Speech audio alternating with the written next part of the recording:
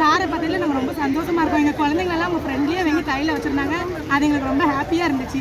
இப்போ பக்கத்தில் நெருக்கமாக வச்சு பார்த்ததுல எங்களுக்கு ரொம்ப சந்தோஷமா இருக்கு. உங்கள் பாப்பா பேர் 2 பேர் பாப்பா பேர் ராகில், அவ பேர் சபானா. 2 குழந்தைங்களும் கையில் வாங்கி பார்த்தாங்க. எங்களுக்கு ரொம்ப ஹாப்பி.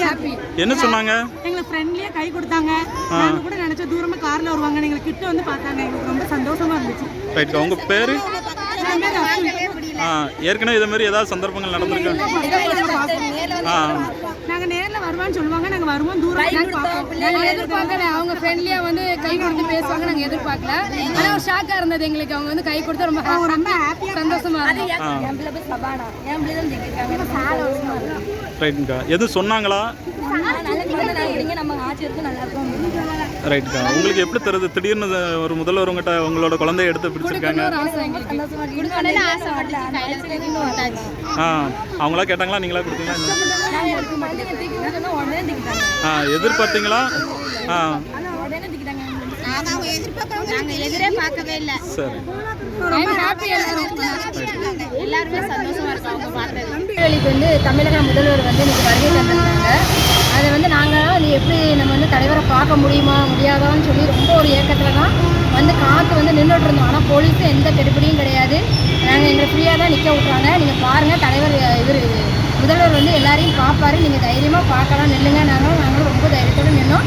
ஆனால் முதல்வர் வந்து என்ன பண்ணாருன்னா, ரொம்ப எளிமையான ஒரு முதல்வர். இறங்கி நடந்து வந்து எனக்கு வந்து நான் வந்து அவர்கிட்ட செல்ஃபியே கேட்கல. நாங்கள் எல்லோரும் ஒன்றா இருந்தோம். ஃபோட்டோ நான் இருக்கிற ஆர்வத்தை பார்த்துட்டு அவர் மாமா என் கூட ஃபோட்டோ எடு, செல்ஃபி எடுன்னு சொல்லி என்னை கூப்பிட்டு செல்ஃபி எடுக்க வச்சது வந்து எனக்கு என் வாழ்நாளில் வந்து என்னை நான் வந்து நானாகவே இல்லை. ஒரு 5 நிமிஷம் நான் நானாகவே இல்லை. அதாவது ரோட்டில் நின்று ஆடக்கூடிய அளவுக்கு ஒரு சந்தோஷம் வந்து ரொம்ப எனக்கு வந்து வந்துச்சு. ஒரு 5 நிமிஷம் கழிச்சா நான் என் நிலைமைக்கு நான் வந்தேன். அப்படி ஒரு எளிமையான முதல்வர் வந்து நம்ம தமிழகத்துக்கு வந்து கிடச்சிருக்காரு. அவர் நல்ல பல்லாண்டு காலம் வாழணும்.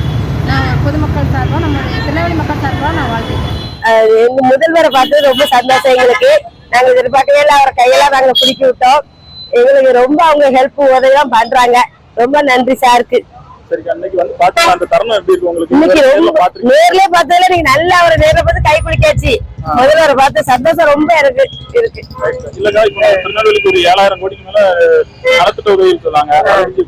அது ரொம்ப மக்களுக்கு உதவி பண்றாங்க. அந்த உதவி எங்களுக்கு ஒரு உதவி ஆயிக்கிறது. அந்த பணம்